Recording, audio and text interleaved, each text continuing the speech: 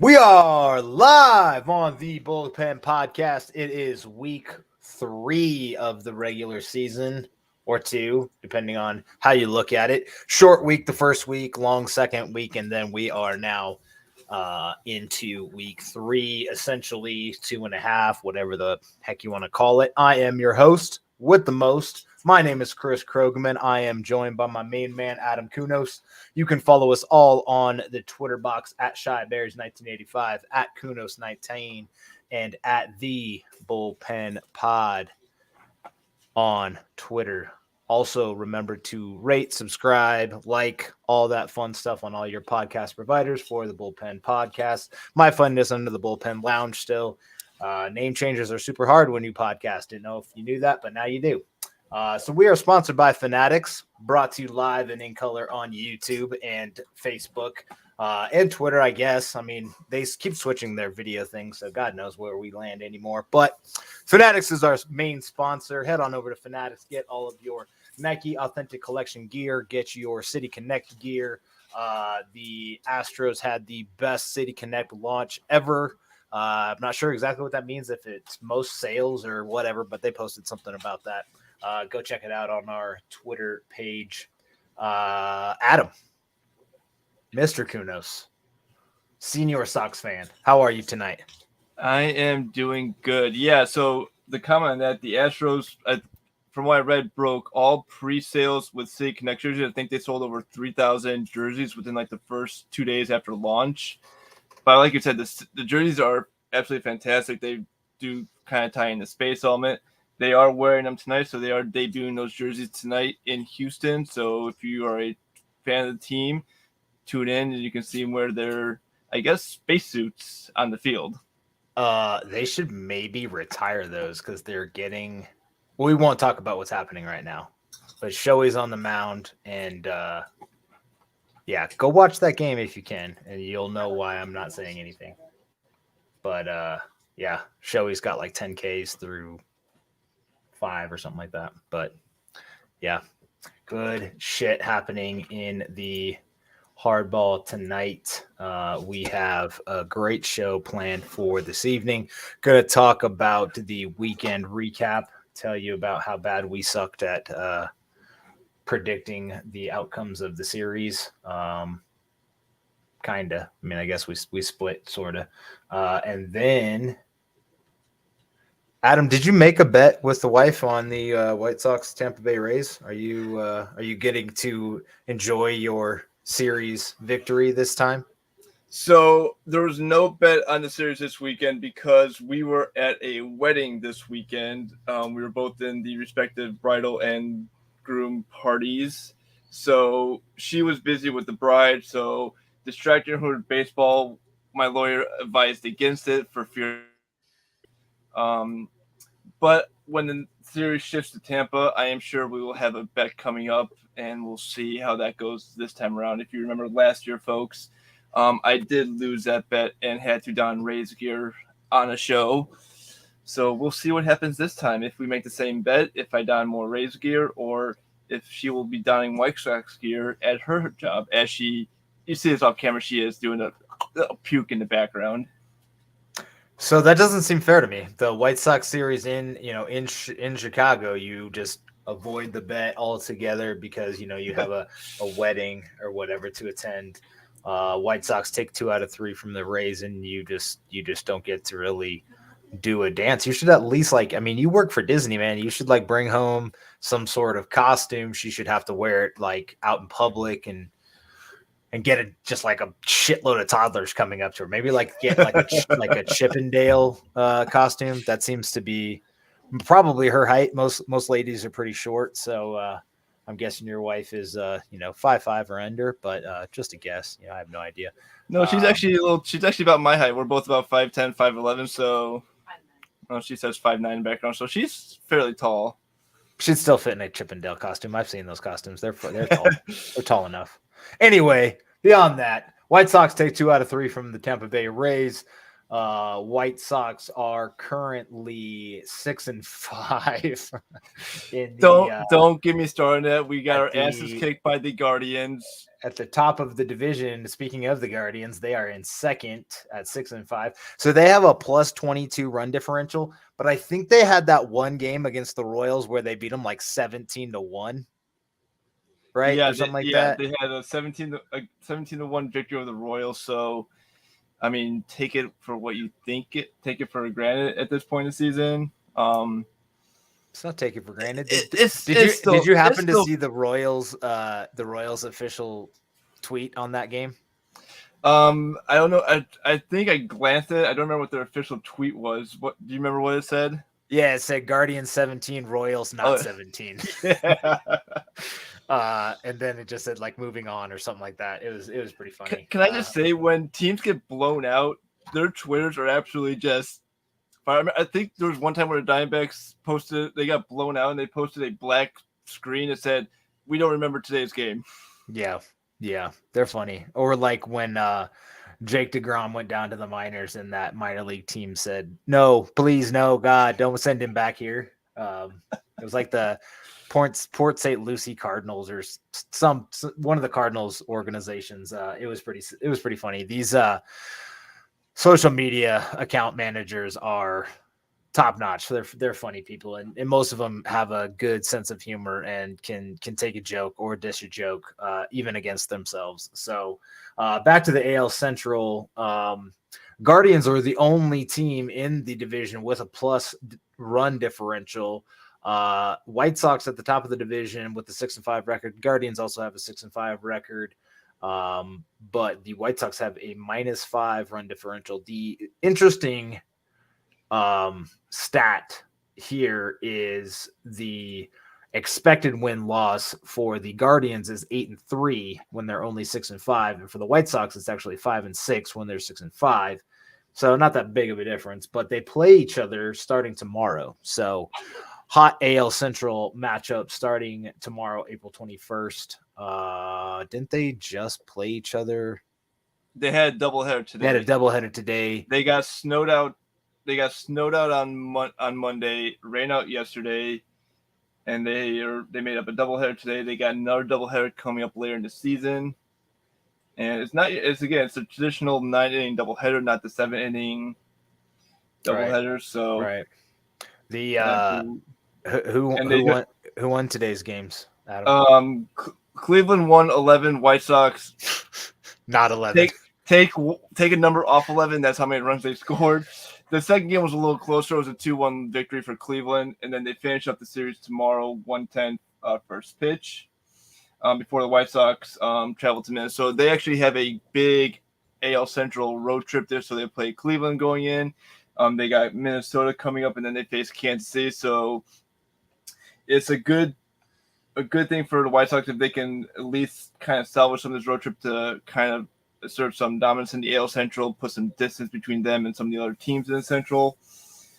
So it's not up to the greatest start, but tomorrow's another day. It's still very, very early in the season. So I am, again, come May, we will see if this is an issue. I'm very optimistic. Let's be real. I was listening to a sports wagering podcast this morning and heard an interesting statistic that I think we are going to start focusing on, because I think it's pretty telling of how a team is batting.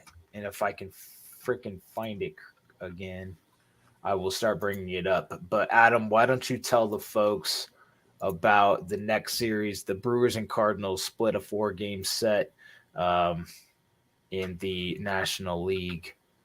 Yeah, so National League Central matchup early in the season. We kind of talked about this last week, how this was going to be your two top teams going into the National League Central. My apologies. So the Brewers and Cardinals did split the series. Unfortunately, my technology is running slow on my end, so I'm trying to pull up the scores right now.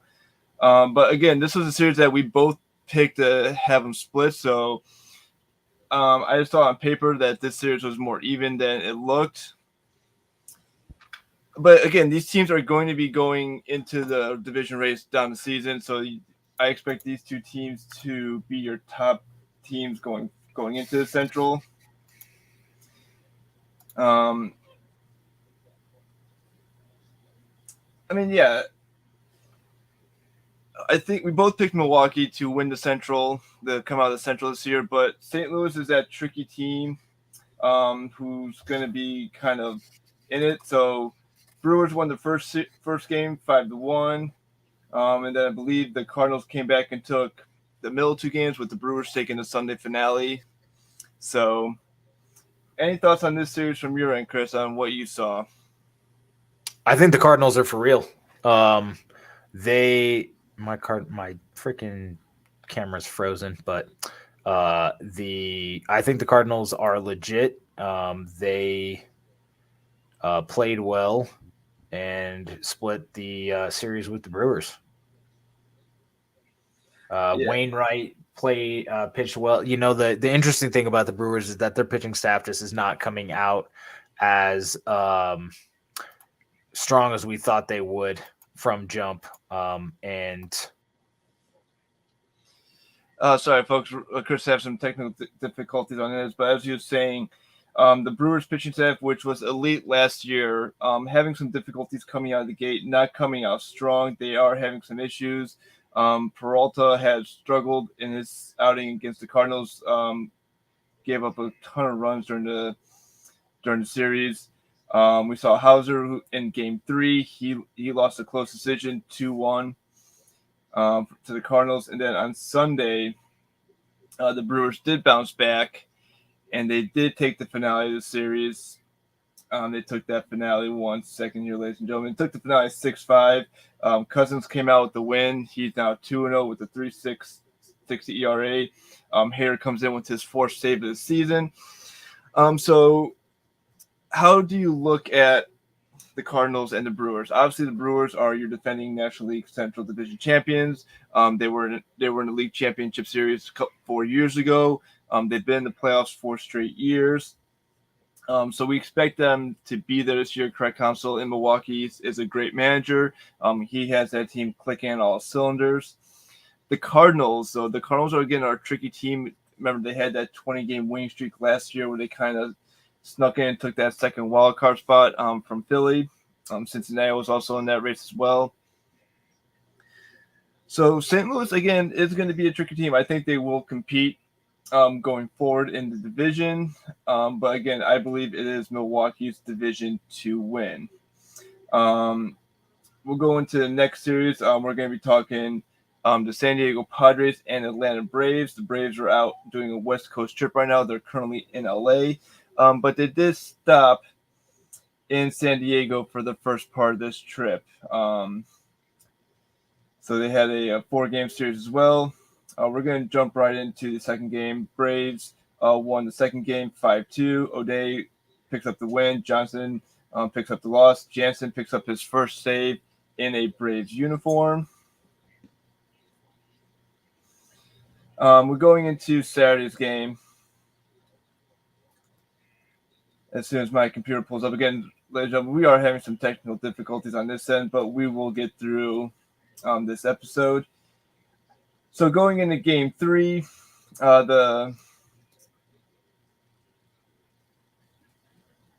we go. The Braves did win again 5-2. Jansen picked up his second save in a Braves uniform.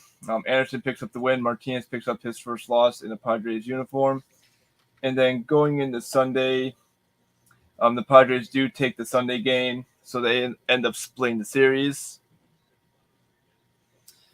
So Chris, we're talking Braves, Padres right now, and how do you feel with the Braves after today's game against the Dodgers? A little shaky for the defending champs. They're not showing the best outing in. They're not showing the best West Coast road trip right now. They are showing a little sluggish. Do you think it's a World Series hangover? What is your thoughts, Chris? And welcome back. Yeah, I my Chrome decided to take a break for a little while, so sorry about that, everybody. But I thought the Braves overperformed last year, to be honest. They got hot at the right time, and it could be just the Braves we see on a typical basis where they start out slow, catch fire in the second half, and then, cruise through the playoffs and the World Series. And that's all it takes. All it takes is for a team to get hot at the right time. And that's what we saw from the Atlanta Braves last year, and that could be what we're seeing right now. I know their pitching was not great against the Dodgers. Dodgers lineup is tough though, real tough, top to bottom. You can't beat it. The Trey Turner addition last year, as almost a throw into the Max Scherzer trade was just awesome. Guy's a batting title champion. I mean, I don't know how you add that guy and not be phenomenal. So Dodgers are tough. Braves just probably aren't there yet. Considering, at against right-handed pitching, which most of the league is, the Dodgers are pretty solid in all of the advanced categories. The stat I was talking about earlier was the weighted on base average, which often leads to runs. The weighted runs created plus statistic on Fangraphs is almost exactly correlated standings wise with your on base average, which we've learned from Moneyball is a big important statistic. So the Dodgers against right-handed pitching are number 2 in the league, and against left-handed pitching, they are not as good. They are 27th, but they still tagged Max Fried pretty well. So either way, Dodgers are tough, but if you got some lefties, you might be able to beat them. Yeah, I agree. I think Dodgers, again, stacked lineup when you look at, obviously, with the addition of Fred Freeman to that lineup. Then you put Craig Kimbrell at the back end of that bullpen to close it out. That's just a tough lineup on paper. Braves kind of stay similar at the first baseman with bringing in Matt Olson from Oakland. But I think that the Freddie Freeman loss is going to hurt them down the road. I think they will miss his bat. And his presence is going to be missed in Atlanta going down the rest of the season. But the last series that we're going to talk about, Chris, the Mariners take 2 out of 3 from the Astros. Mariners win the first game on Friday, 11-1. They dropped the second game in Houston, 4-1, go to the Astros, but then bounce back to win 7-2 on Sunday. So the Mariners, kind of with an early showing in Houston, take 2 out of 3. Did Seattle do everything in their power to kind of show Houston that they are for real in the AL West this year? We talked about this at the end of last year, that they were a borderline playoff team, and then they went out and added Robbie Ray and some other pieces, extended their stud shortstop, and have another young talent in the outfield in Jarrett Kelenic. So I think Seattle's legit. I think they're for real. They could challenge definitely for a wild card spot, and if they keep manhandling teams like Houston, you never know, man. They could win that division and shock the world. Maybe they don't make a run in the playoffs this year, but I think Seattle has a well-balanced team that could compete with in the American League. Yeah, I agree with you there. I think they had a poor showing in Chicago. They did drop a series in Chicago, but they bounced back nicely in Houston. But again, yeah, this was a team last year that was definitely borderline a playoff team. They nearly came close to making the playoffs. So I think Seattle's going to be a good team this year. Houston, obviously, they're defending American League champions. They're going to be in it from start to finish. But again, how long can Houston keep up with this consistent play? They did lose Cabrera in the offseason to Minnesota. You have Altuve, Bergman still on that team. So Bregman's having a slow start. He's not coming out is. of the gate super fast, so He is. he That's could catch shocking. fire at any time. Right. And that's He right. works. Go ahead. And sorry, I was gonna say a lot of these players are having these slow starts. I don't want anyone to think like, oh, they're gonna have a bad season. It's gonna take a while for some of these players to catch fire and just to get going. I mean, you see this at the beginning of every season. I think this season more than ever with just how fast we got underway with spring training and how quick the regular season just kind of snuck up on everyone. This is definitely something that is going to be just for everyone to kind of figure out. They're still trying to figure out swings. They're still trying to figure out some defense adjustments or offensive lineups. So it's going to take a while for some of these superstars to catch fire.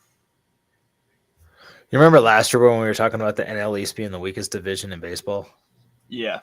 They produced the World Series champions. I'm just throwing that out there. You're not lying. I mean, that just a quick reminder for everybody who wants to say the NL East is weak. I'm just joking. I was actually looking through the standings and noticing, how close almost everybody is to 500. There's a few outliers on both sides of 500, but the NL West, 4 teams over 600. The NL East has 2 teams over 600, 1 over 5. The NL East is pretty weak. Only 1 team over 500, with the Mets sitting at 750. The tied for the winningest team in baseball right now with the Dodgers. Angels ahead the AL West at 583. White Sox at 545, and then most of the AL East is at 545, with Tampa right at 500 and Baltimore at 4-8. So, quick standings update for all the folks out there that want to know that stuff. The LA Dodgers lead the run differential category, which is very important, at plus 32. The New York Mets are second at plus 29. And then the Cleveland Guardians are at plus 22. But as we mentioned, they had that one game that was plus 16 all by itself, which is comical. So, yeah, grain of salt, I think, is what Adam was trying to say earlier. Take it with a grain of salt, not take it as you leave it where you want it, or whatever he said.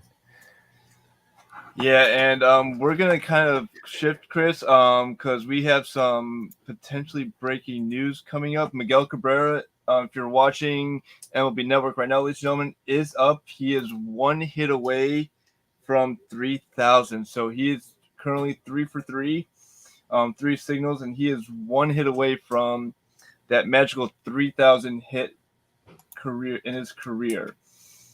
So as he's hitting, Chris, let's talk some milestones. So besides Miguel Cabrera going for 3,000, Albert Pujols is 19 away from 700 home runs, and Josh Hader notched his 100th career save on Sunday versus St. Louis. So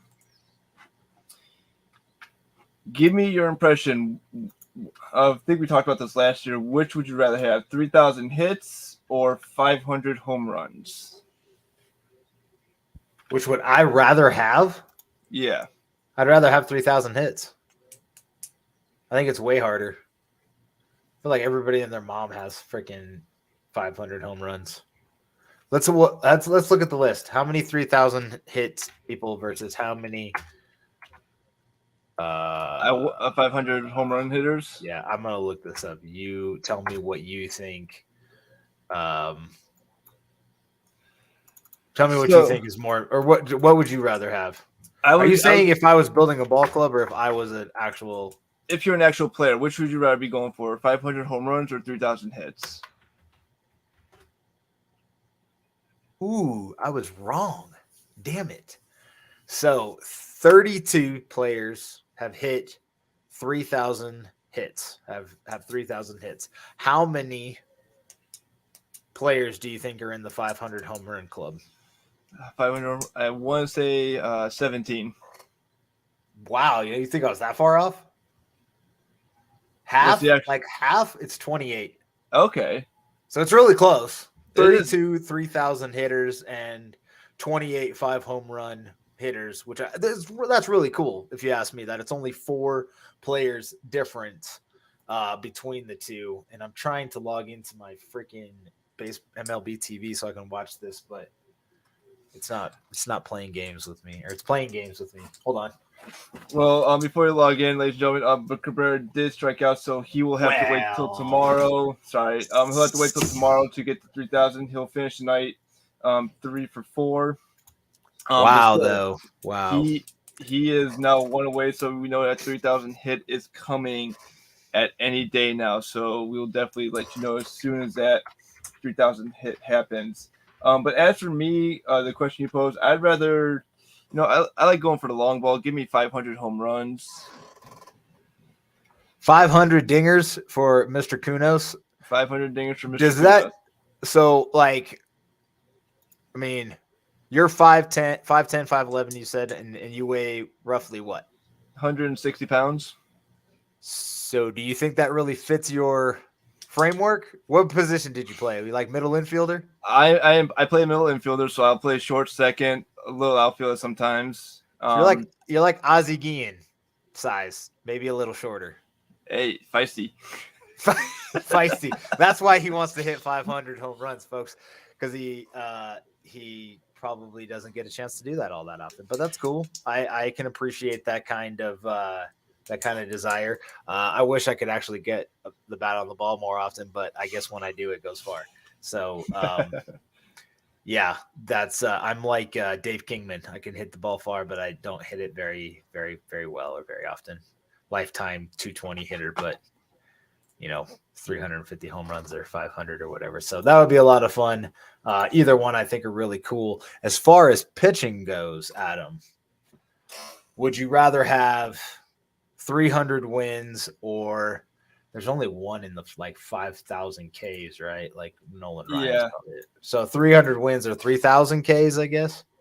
Give me 300 wins. I would take the 300 wins just because I think 300 wins is harder to get than 3,000 strikeouts. You have to pretty much stay healthy for a long period of time in the game, and as a pitcher, it is very hard to stay healthy. You're dealing with elbow issues, shoulder issues. You're dealing with dead arm syndromes. There's a lot that goes into pitching. I'll take the 300. I'll take the 300 wins every time. So this is another pretty close list. Do you think there are more 300 win pitchers or more 3,000 strikeout pitchers? So to me, that means I nailed the K number.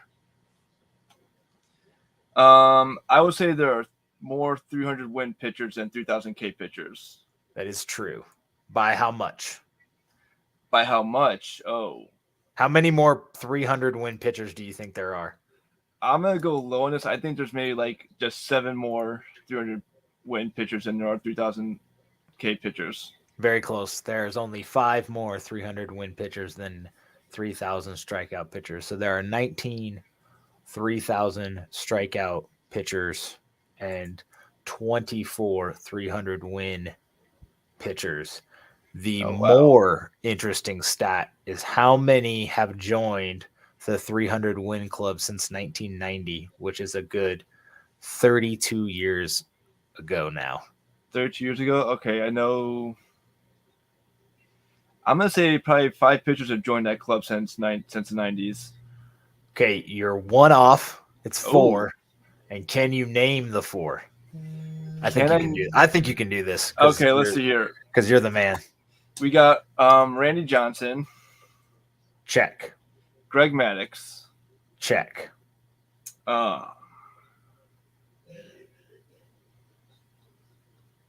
say Roger Clemens. Check. The last one I think is the hardest. Okay, the hardest.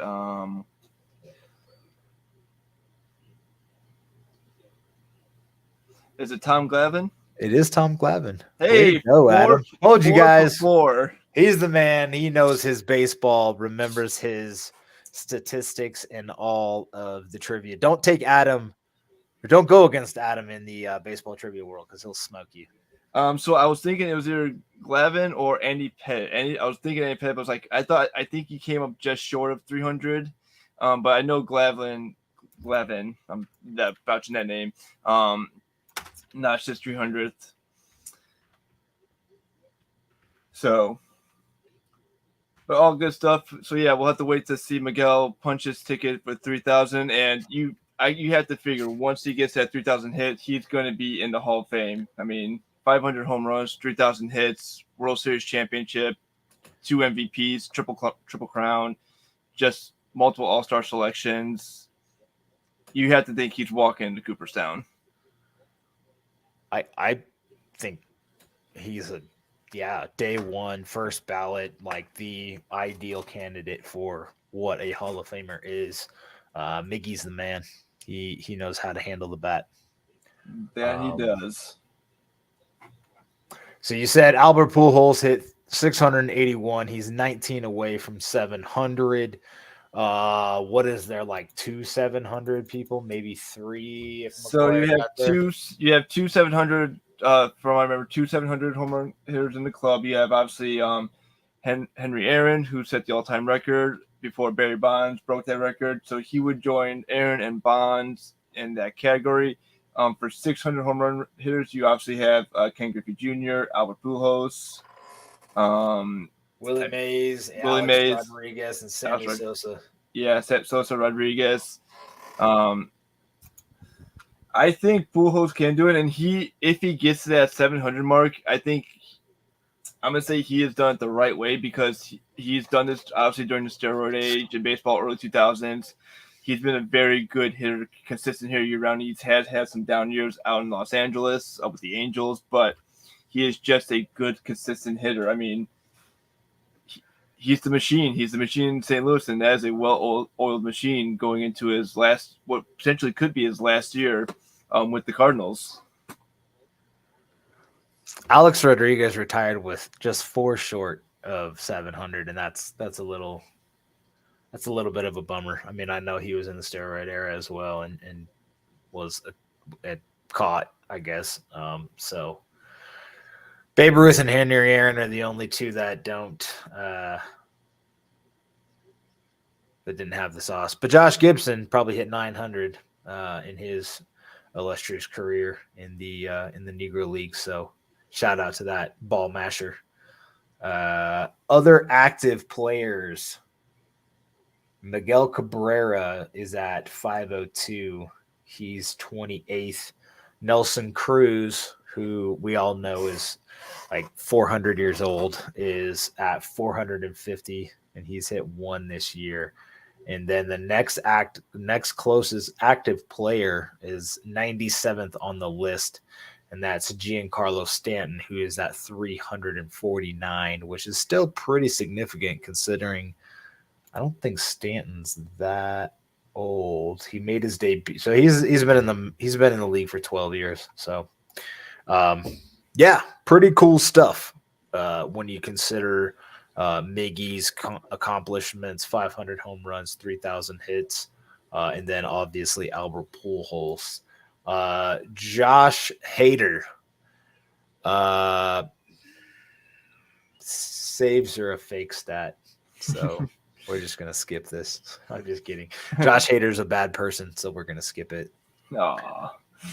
Well, if you don't know, go Google it.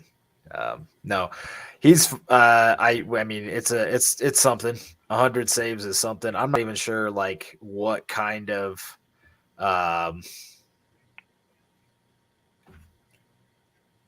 where does that put him? Let's look it up. Lifetime saves. So as you're looking it up, we have a question from Sean Willem.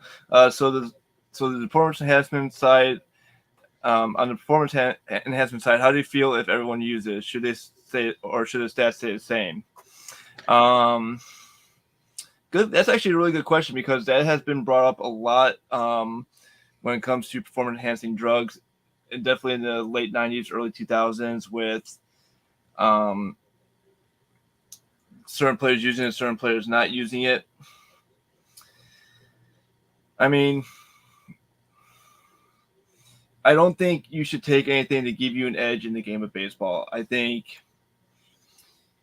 giving yourself an edge kind of creates an unfair advantage that you're putting on everyone else. If you're taking something that personally enhances your performance without putting in the work, putting in the time, putting in the effort, that's just playing the game wrong. You to get these milestones, in my opinion, you have to put in the work, you have to put in the grind, you have to go through downtimes, you have to battle injuries, you have to battle cold streaks and everything. I think these have to be earned, and not just by taking performance enhancing drug. You have to earn these through hard work, and I think steroids did ruin that for baseball. I mean, it dropped a lot of viewers in the 90s. The home run rates in 98 did bring it back. And then we did see some resurgence in the game with the 2000s with droughts being broken in the World Series. Obviously, the Cubs winning in 16 kind of brought some fans back. But you have to earn these milestones. You just can't say, I'm going to take a steroid and boom, hit 70 home runs next year. I think you need to take it through hard work and determination. No, Sean, thanks for the question, man. And I agree with Adam in a lot of cases that it should be earned. And I think the question is more along the lines of an equal playing field. And it's hard to make those determinations across eras, right? Because, Hank Aaron, Babe Ruth, these guys weren't taking steroids, but neither were the pitchers that were pitching against them, where with Bonds and McGuire, we at least know that Roger Clemens was. We don't know who else was. So, I mean, and the problem also is you don't know what the extent was across the league, who was taking it, who wasn't. It's really hard to say whether the statistics should stay the same or whether there should be some sort of asterisk next to them. Steroids don't change your ability to hit the baseball. The biggest thing that it changed was recovery time and the ability to work out harder in the off season, because these guys did get tested in season. The problem wasn't in season. It was when they were off season building this muscle and using steroids to recuperate. And then they would just stop before the season started and they'd be fine, get tested, and probably go right back on something, that Balco created for them to get by that,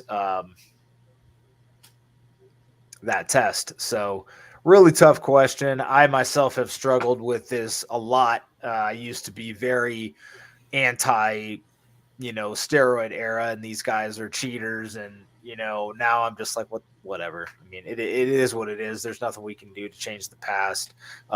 We probably, won't see Barry Bonds get in unless he gets in under that other rule in a few years. Mark, I mean, I don't know, man. It's a tough one. It's a really tough one. I do wish that we didn't have to face this. And I know other sports probably did as well, but it's really tough. Going back to Josh Hader, though, in his pursuit to be the best closer ever, he's nowhere freaking close, man. He's got 100 saves at 28, and Mariano Rivera has 6.5 times that at 652. So you got a ways to go, Mr. Hader. You do, but congrats on 100 saves. I think just any type of milestone in baseball is definitely worth celebrating. So congratulations, Hader, on 100 saves. So, Chris, as we move forward, we're going to look at this week's power rankings, and we have the power rankings that were put out by Major League Baseball. So would you like me to run through those rankings real quick, or do you want to take a crack at it first? I would love you to go through the rankings while I search another source just to kind of give us a barometer against something else. So go ahead and tell the folks what the Major League Baseball official website has as far as power rankings. All right, so we're going to start at the bottom. So the Cardinals cracked the top 10 this week. They were previously ranked as 13. The Padres move up one spot. Last week were ranked as 10. The Rays, unfortunately, they dropped 3 places. They dropped from 5th to 8th in this week's power rankings. The Giants did bump up from number 9 to number 7. The Yankees idled out at 6, so they remained at 6. The Mets had the biggest jump this week. They jumped from 12 up to 5 in this week's power rankings. The Astros, even though they dropped 2 out of 3 in Seattle, they still move up 3 spots to number 4. And then your top 3 are pretty much the same as last week. White Sox at 3, Blue Jays at 2, and Dodgers at 1. So the biggest surprise for me is the Astros. Even though they dropped 2 out of 3 to Seattle, they still jumped 3 spots in the power rankings. I would have left them at 7. I would have shifted the Mets above the Astros, and I'll even put the Yankees above the Astros in this ranking. I would have left the Astros at 7, Mets at 4, Yankees at 5. So that's where I would have gone. Yeah, I don't know how much I believe in the Blue Jays right now either. They're struggling out of the gate. Giants are very impressive out the gate. Yankees are very impressive out the gate. Mets have done it on a couple different levels. They're not just blowing teams out. They're not just winning one-run games. They are coming from behind. They are playing defensive games. They are winning with small ball. They are stealing bases.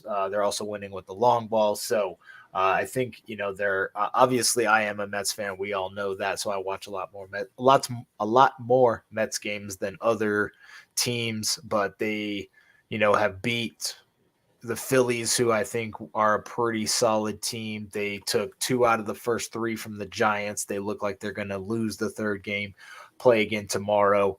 So I think the Mets definitely deserve to be, at least where they're at. I mean, 5 is. I'm comfortable with 5. I'm not going to throw my arms up in the air over power rankings. Astros, yeah, that's a tough one.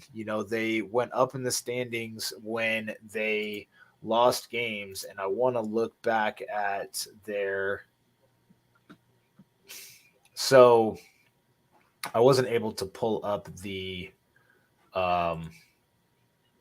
Athletics power rankings because I don't think they dropped them yet, but on teamrankings.com, which is a fantastic statistic website if you are into baseball stats and checking out different splits and things like that.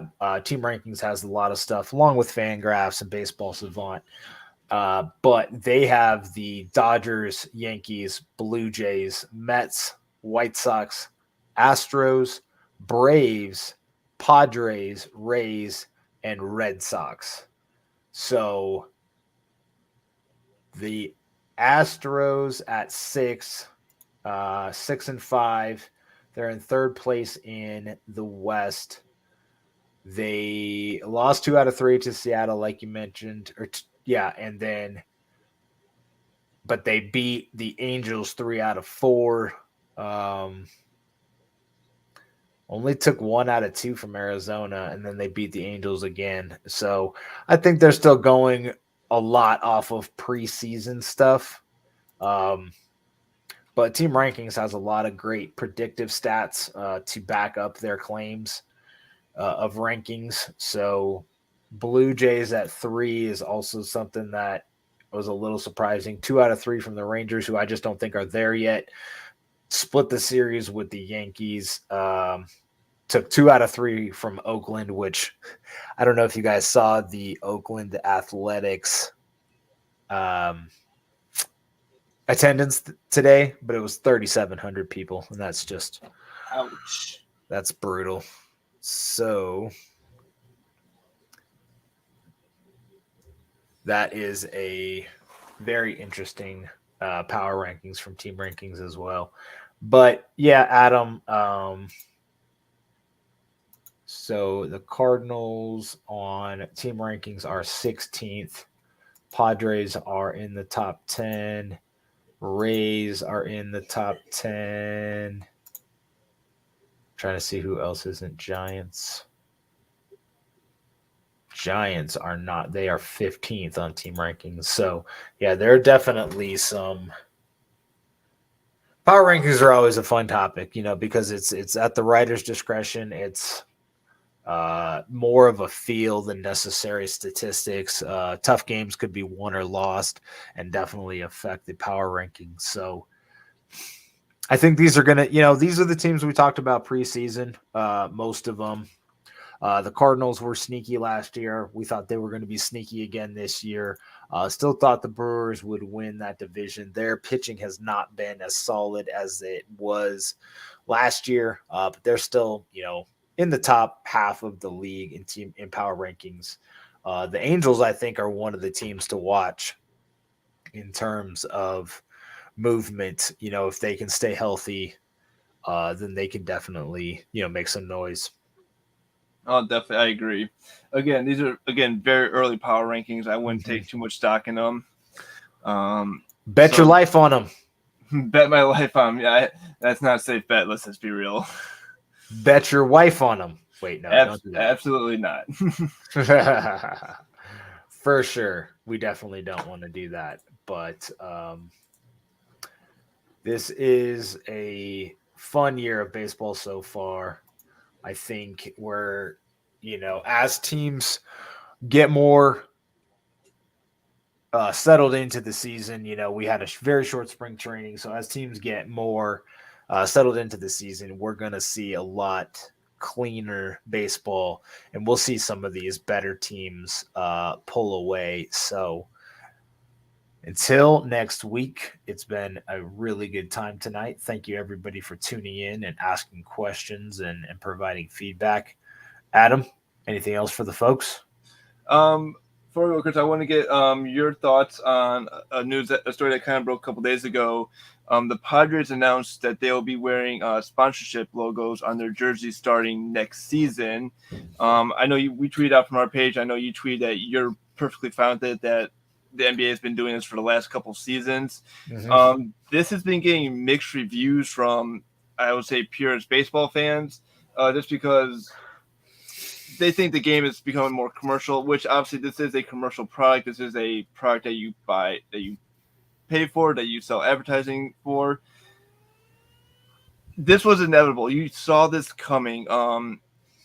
As read a piece online that said sports teams took a lot more hit financially than we realized during the pandemic, when sports were shut down for those 4 or 5 months in the early 2020s. With the pandemic, a lot of teams took a lot of financial hits. We saw a lot of teams that were paying stadium concession workers or stadium workers out of their own budget just to make sure that they had some money to get through the pandemic. We saw a lot of owners paying workers out of their own pocket. We saw teams forking over a lot of money just to keep their workers paid during the pandemic. So they are still trying to build back some of this revenue that was lost prior to 2020. And the only way to do this is to kind of be creative with how you can get the advertising spots. So the Padres have signed a deal with Motorola, and they will wear the Motorola logo on their right sleeve.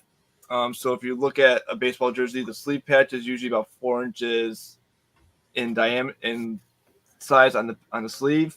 It's going to be the same size on the opposite sleeve as well. So again, the NBA wears a patch on their jersey, a 2.5 by 2.5 patch. The NHL is going to be doing that start next season. Soccer clubs around the world already wear massive advertisements on their jerseys, and those jerseys are some of your top sellers around the league, around the world, by fanatics. So, but if you don't want to buy a jersey with the patch, any jersey sold online will not include the patch. But if you do buy a jersey in the stadium, there's a chance that it will come with the advertisement patch. Again, I'm perfectly fine with this. I don't see anything wrong with this. It's just the game's evolving, and you'll get used to it after a season, in my opinion. Definitely. And it still has the team name on it. The biggest thing about soccer jerseys is it's the whole jersey. I mean, it's not even just a patch on the arm. It is almost looks like it's the name, instead of the Padres, it would say the Motorola's, and you're like, well, where are my Padres at? But I'm not a big soccer fan, so obviously I don't have a clue as to how that works. But I don't have a problem with this. Any way to increase revenue for baseball is going to be good for the sport. Means more money for improved fan experience. Obviously, more money for the owners, but it will lead to more money for the players as well. So I have zero issues with any of it. I approve. What are the NHL ones going to look like? What's that going to be?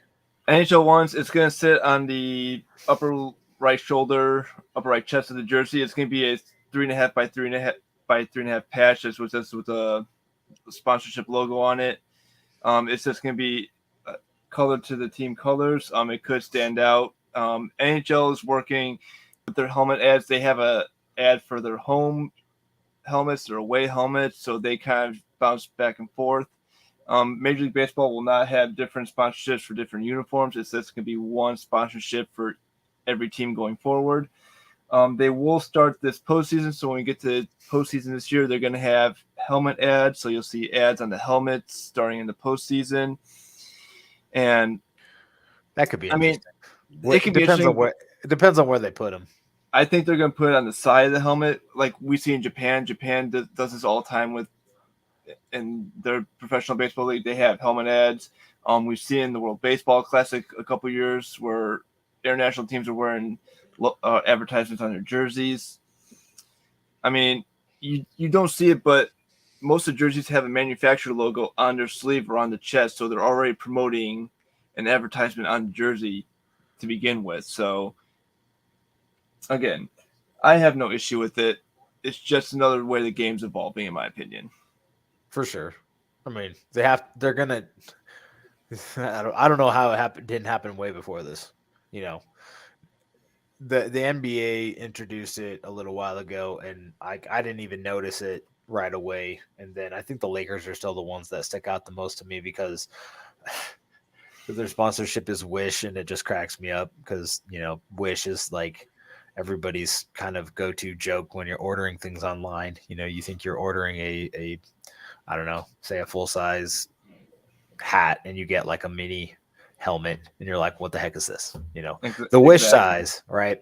So I think that's kind of funny. But I do approve of Major League Baseball spitting out money. I think it's interesting that only the Padres or that it's rolling out kind of one team at a time, or like what's that look like, Adam? Do you know if it's rolling out just the Padres, or is it the Padres and then everybody will announce next year? Like, what's that look like? What's the rollout look like? So the article I read was on sportslogos.net where Chris Creamer actually broke it down. If you don't, we'll post the article to our Twitter page later tonight so you can go ahead and read it. But the Padres were the first team to announce that they have signed a deal to have a sponsorship patch on their jersey. I would say more teams throughout the season will announce that they have signed the sponsorship. It's only going to be corporate sponsors, so you won't see any food sponsors, drink sponsors on the jerseys. They're going to stick with corporate sponsors for right now. You kind of think that they'll work with corporate sponsorship that are tied to the city. So, again, I don't know how that's going to work. So each team's going to announce at their own time. I mean, you could see like when the NBA rolled out, not every team started with a sponsorship. A lot of teams had it come mid-season, or just at the start of next season. So this is probably going to be a slow process, but we'll probably see more teams moving down the pipeline announce a sponsorship deal. Well, good for them.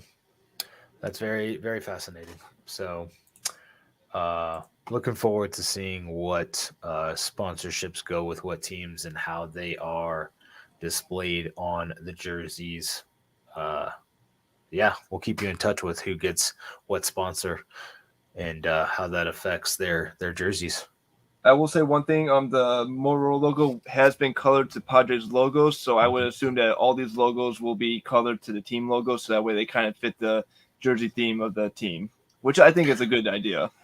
I mean, that Motorola logo is pretty clean anyway. It'll be interesting when you get like, I don't know, a less than recognizable logo. Like, I don't know. It really depends, obviously, because there's going to be a lot of banks and stuff that sponsor teams potentially, and those will be like, what the hell is that logo even? And like, why am I going to be a like, why do I care? The other interesting thing will be if like sponsors, like say the Diamondbacks who have Chase Field, if Chase is also their team patch, and they have a Chase patch and Chase Field, and you're just chasing what matters all over the place. I see what you did there. You can sponsor the show at Bullpen Lounge, gmail.com. So yeah, hit us up, Chase. You can sponsor us. I have a Chase account. There you go. And then Chris, let's wrap it up with a preview of some upcoming series. We got 4 series that I think we're kind of look forward to. First series we'll talk is Red Sox versus the Rays, Blue Jays versus the Astros, Dodgers versus Padres, and Brewers versus Phillies. So give me a series that out of the 4, give me the series that you'll think will be the more interesting series to watch. Toronto, Houston. Okay. I'm going LA, San Diego.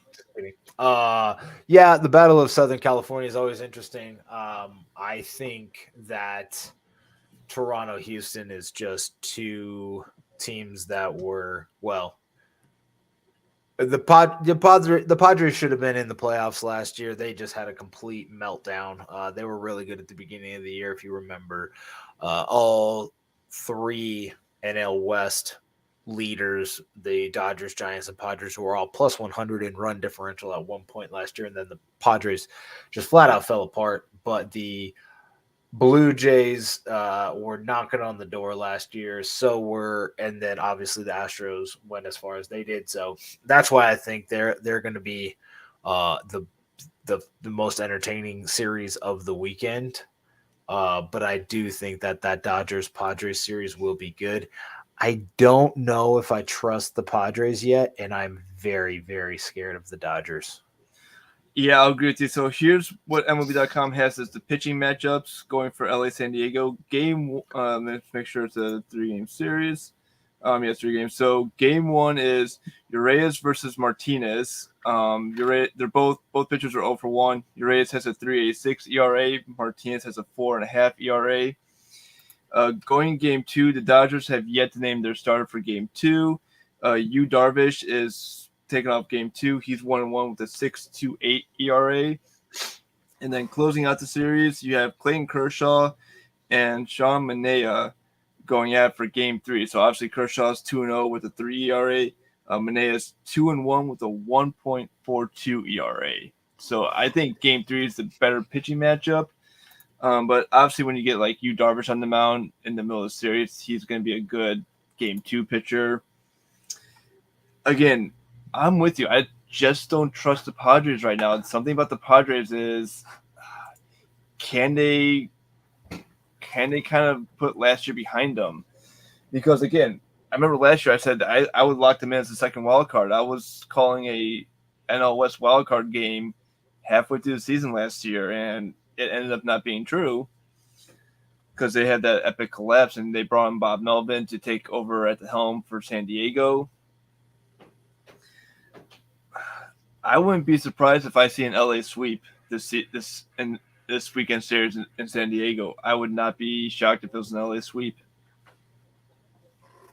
So according to fantasypros.com, it looks like Tyler Anderson is probably the starter for the Dodgers on Saturday, and I would give the Padres the best chance to win that one with Darvish on the mound. But as we've learned recently, pitching doesn't always make that big of a difference. Elite hitting clubs, teams that get on base are teams that win. So,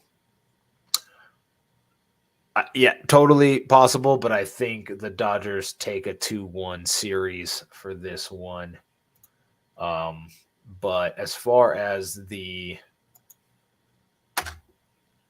Blue Jays and Astros. How do you think that one shakes out, Adam?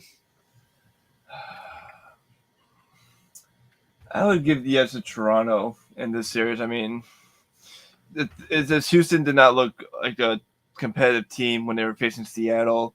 They had obviously had a good bounce back series so far in the back end of their home opener, but I give the edge to Toronto.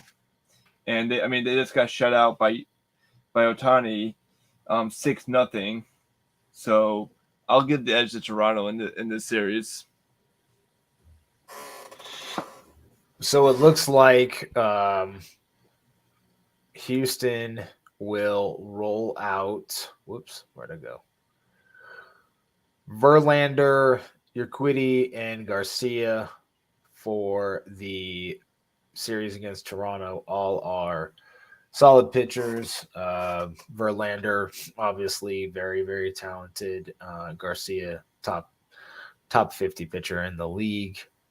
Toronto will throw out Stripling, Manoah, and Kikuchi. So I think Houston has the pitching advantage for this one.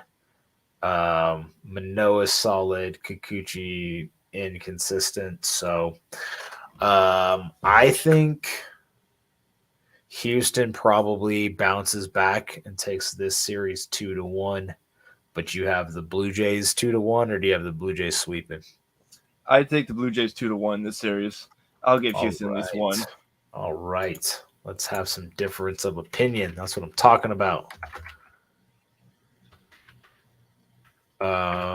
For the Red Sox Rays, Adam, break it down for the folks. Who's pitching and who you got? All right. So for Red Sox Rays, they'll open up their series, I believe, on Thursday. They'll open up their series on Friday. You have Corey Kluber pitching for the Rays on Friday. Boston has yet to name a starter. Again, MLB.com's probable starters. Kluber has a 1.86 ERA. Going into Saturday, no pitchers, according to MLB.com, have been announced yet. And then on Sunday, you have McCallan pitching for Tampa to close out the series. He's 0-1 with a 2.40 ERA. Tampa had a blowout win in Chicago to end their series with the White Sox early in the week. Let's see here.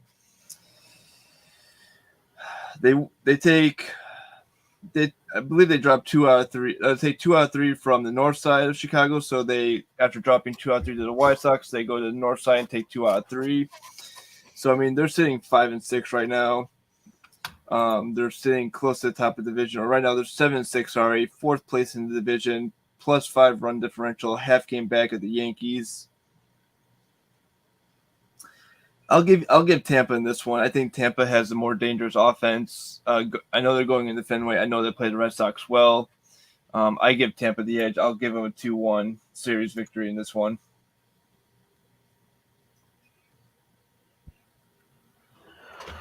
I would agree. It's in Tampa Bay. Rays offense is dangerous.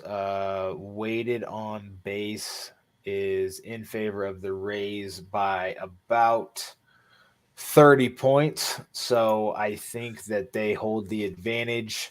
Looks like Fantasy Pros has the pitching matchups with the Rays throwing out Kluber, Romero, and McClanahan, as Adam mentioned, versus Boston's Michael Wacha, Rich Hill, and Nate Eovaldi.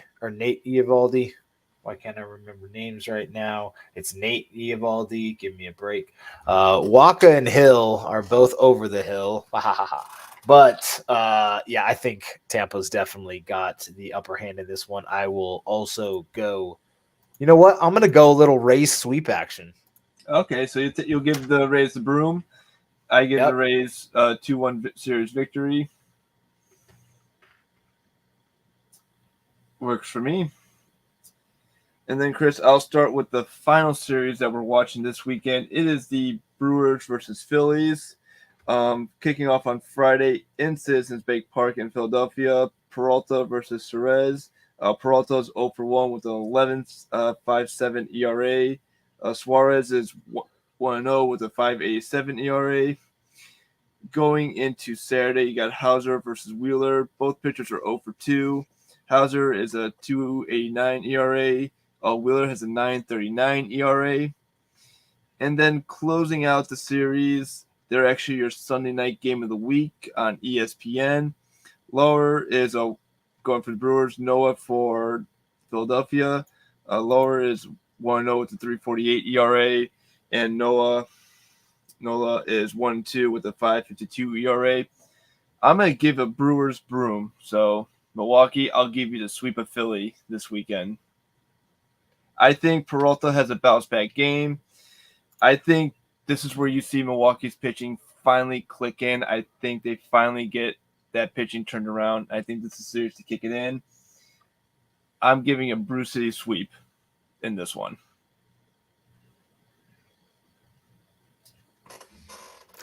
Phillies 2-1.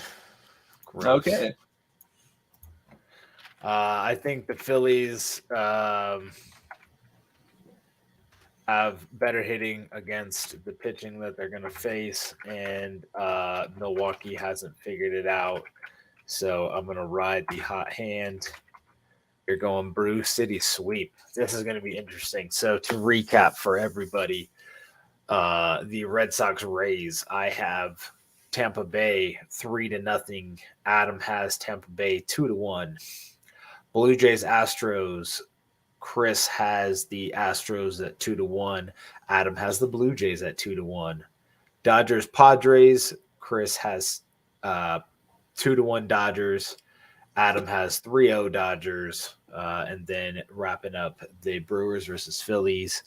I have the Phillies 2-1. Adam has the Brewers 3-0. I am actually rooting for Adam to be correct because I hate the Phillies, but I think that they're pretty damn dangerous. Other key series this weekend, if you're posted up on the couch, are the Guardians versus the Yankees and the White Sox versus the Twinkies. All good series going forward, Chris. And just giving you, we have a late MLB trade alert. This actually just came across MLB Network. The Cubs have acquired Sean Newcomb from the Braves for Jesse Chavez and cash consideration. So Sean Newcomb is going to the north side. That is a surprising trade. Definitely big movement in the National League. How do we think this impacts the most, Adam? I think this will impact. I'm thinking this is going to impact Atlanta going forward. I mean, you give up Newcomb to Chicago, and it just. I mean, they just DFA'd him the other day, so yeah. I mean,